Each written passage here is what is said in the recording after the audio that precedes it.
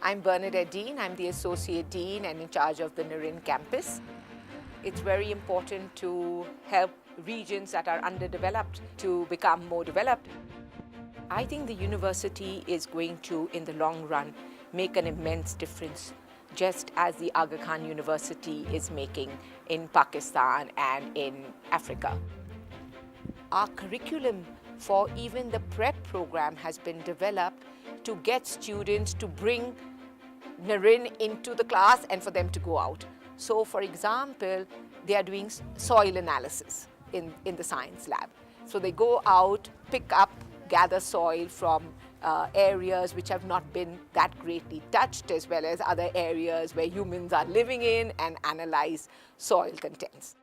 As the research institutes at the graduate level and our undergraduate programs, especially the Earth and Environmental Science program, takes off, we see more and more research into the impact of climate change in this region taking place, students understanding much better what to do and do studies in the kind of areas that will make a difference and will help to save or protect the region rather than to allow it to be badly affected by climate change.